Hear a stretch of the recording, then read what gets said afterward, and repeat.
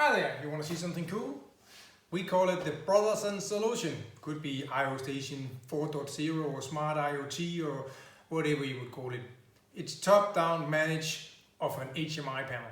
So here I have an iPad, could be a phone, could be a laptop, but the basic is I have nothing installed on this one actually. It's just the camera app. So if you know iPads and you know I'm gonna press this camera, good, camera app appears. The next thing it's gonna do is I'm gonna take this code because it's built into new devices that it can scan QR codes. And when I scan the QR code, that just goes to the inside of the controller, and then you're online, and I can show you here. Yep. You're online at the graphics, and that's actually something you can do in the HTML5 studio. We auto-generate all the IO modules for you. So if you're going to add all of these modules to your station, we're going to auto-populate all of these modules in the graphics where you can see each and every variable, temperature of the module, firmware of the module, more than 200 variables per module. So normally we blindfolded. But with this solution, you're not. And it's top-down control. You don't have to do anything. Good. Let's take a scenario. You are going out to your facility and you're going to take an analog reading. Could be this one here. Oh, badass, it's heavy. You're going to take the readings of this one here. In the normal facilities, you would not be able to see the analog values. So you need kind of a specialist to take the readings, but you need also to go outside. I don't want to go outside. Front sensor. It could be raining, could be snow, could be located 10 meters up in the air, and you go out and take the readings to see if everything is okay, and so on and so forth. But you know what? That's just so complicated. It is so complicated. You have all the values already available for you inside that cabinet. In this video here, I'm gonna show you how to do it. Is it safe? I'm gonna show you. Is it secure? I'm gonna show you. I'm gonna show you how to deploy it out to your device. I'm going to show you how to use the auto-generated graphics, and I'm going to show you how to make your own graphics. What's not to like about it? So, what does our customer say? That's the most important thing to it. What do they say? Is it good? Nah. It's amazing. Hang on and see the rest of this video. You're not going to regret it. Tesla changed how cars are powered. Uber's shaking up the taxi industry. Kodak stayed with film rather than digital. BlackBerry ignored user requirements. You can't base the future on the past. It's impossible. You might as well be listening to him. Do you really think he's 32 years old? Stop doing that. Stop listening to dogs.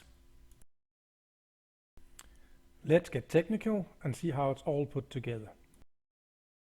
Step 1. Go into the RTU. Go down to Wi-Fi. Select if you want to be a Wi-Fi as an access point. That means you can take your phone and log onto the RTU. Or if you're on a corporate network, that means the RTU connects to your network, so you get an extra network card. You can still use your QR code, you're just going to connect to your company's network, no difference. Give the access point a name. I prefer to use So Sexy because that's what the product is. You should have an access code and yada yada yada. Here you can see who's connected to it, but that's the basic things. Do that first. Yep, let's add something to show, like in the TV kitchen, prepared something from home. So the first one you're going to do is add some modules. Otherwise nothing to show. I got some here, but if I press this icon here, yep, and this one here should upload configuration. Let's see if I got some more IOs as I showed you on top of the cabinet. Holy moly! Don't worry about the NA, development modules. So I got these, and I'm gonna say yes, bring it on, baby. This is the graphic. Let's see if this graphic has already populated to my website. So I'm gonna compile this, and let's just something is looking run. We're good to go. Let's see here. I only got 3 modules here, but what if I press F5? Holy moly! How about that? Now we can see the voltage in the things I was talking about. Let's take one and turn on so we can see something is actually connected to it. So let's take this one, relay. True, false it. Oop, let's see on the web. Yeah, something is right. So, do you need more than this? If you do,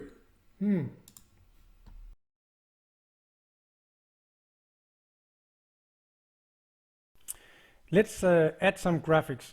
It's waste of time to do module information because all of that is already done unless you want to do something for the hardcore engineers. Here where you can see hardware ID, uptime, restart, and you can do even more than this. This is just what I thought was useful if I was going out, that there's a heartbeat, but all of that is already taken care of. So if we go into the hardware page of this, the module will be red if there's a fault in it.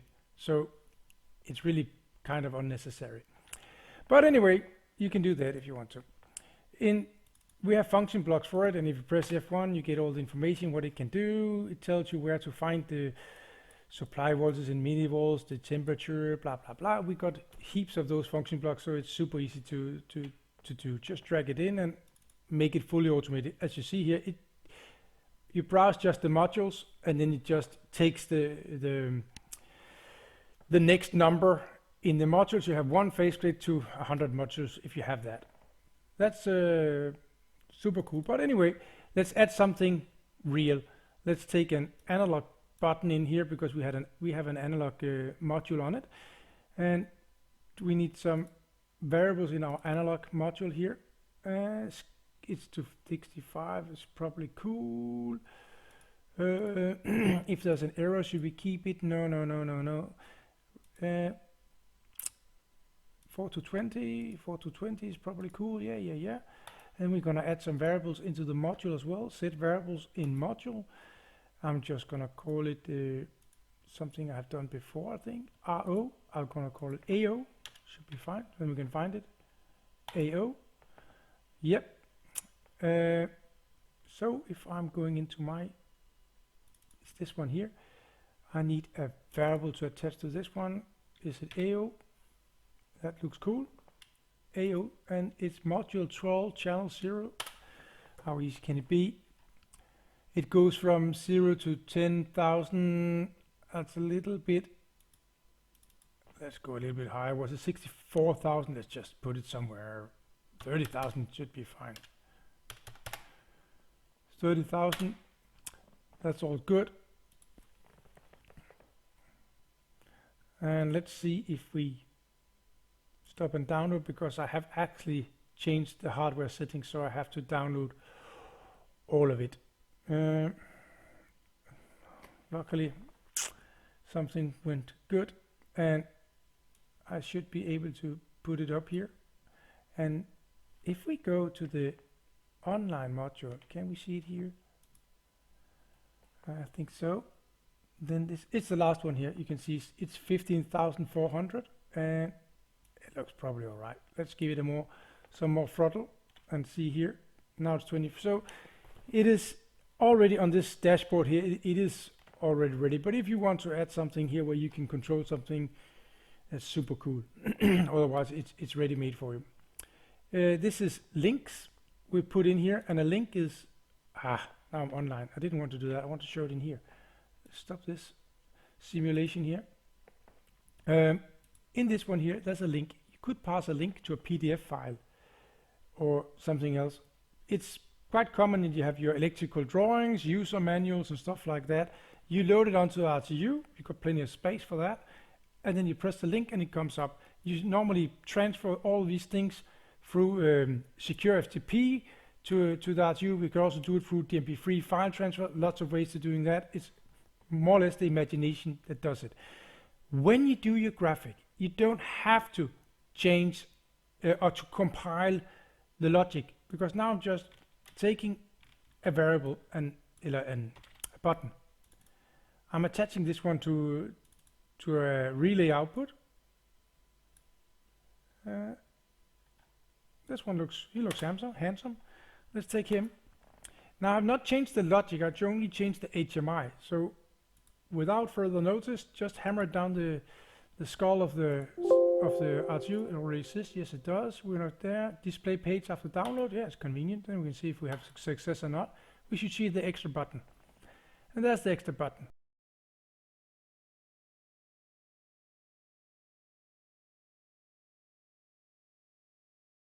Is it safe? It's When you're frozen. using these kind of technologies with QR code, PLC, RTU, and you can just go in, scan the code, you're on the RTU. You actually give away some of it, and if you are a hacker, you can take that QR code and you can see what is the IP address of the RTU or PLC inside. But hang on, most vendors, they already put that on a display in the front, so you don't have to bother about it, or engineers put a tag on it so you can see the IP. But let's have a look at what we do and how this is safe and secure. Try to break through these kind of Vikings wall. It's not easy, and this is the same with ours. So the way normally done is you have to know the credentials of the Wi-Fi. A hacker could probably hack that. But the next step is the Wi-Fi is not on because you normally would turn on a button and then it turns on the Wi-Fi and the Wi-Fi is on for 10 minutes. If you're online, then the Wi-Fi will turn off the second your HTTPS or SSL session switch off, then the Wi-Fi turns off. So it's super simple. So that means you cannot sit outside it, you have to be inside the building. So if you have alarm on the door, he's got 10 minutes to fiddle around. But let's take it one step further. When you're going on to these kind of network where you're using this kind of QR code, we always recommend using LDAP, Light Directory Access Protocol. That means that is your corporate CIO that controls who is doing what. So you have to be a member of the group, let's say RTU users. So those privileges are gone, has been taken all the way down. So if you are a member of that group, that means you can actually log on to the RTU, but it's controlled from top side. So when you scan the QR code, it asks the RTU that again asks the top side, is he allowed to come in? No, he is not. Then you can't go in. Okay, simple as that. So that also means the second you're fired, you cannot take your laptop and go out, log in with your normal username and password and go onto the RTU because you don't exist in the company anymore. That you can do with most other products. You can have legacy passwords out there. It's not safe. Then of course you have secure and dual VPN connection. And syslog. If someone tries to log into the RTU, all these failed attempts and who has been logged in is sent to your top side if you have syslog on your top side. Most larger company has. Then if you are, now let's assume that all of this you are in now, that means, but it's still encrypted. You can't see anything, the things are encrypted. And we also have a firewall. So if you have a whitelisted range of IP addresses allowed to go onto, it makes it just so hard. So let's just take it from the beginning. You have to go inside the building. It means you have to break the lock. You have to turn on the button. You've got 10 minutes to do this. And then you have to be a member of the corporate network in order to go onto the RTU. If you manage all of this to go inside, it's still encrypted. Now what you could do, you could actually, if all of this succeeded for you and you're top notch, you should be able to actually program that. You take up your programming equipment and you start to program, but you can't. Because the application is signed by a certificate, which is from the top side. So that means when the system integrators are doing programs for your company, they give it to your top side. And it signs it at the top side computer. The system integrator don't do that, you do that. When you get the program, you put a lock on it and you download it to the RTU. That means it is only if you have that key, the RSA certificate, public key, private key, all of that, you can actually alter the code. So it is absolutely, I think it is absolutely impossible to get any kind of access if you follow these rules. So secure, yes. Safe, yes. Smart, yes. Modern, yes. It is what you need. No doubt about that. Nah.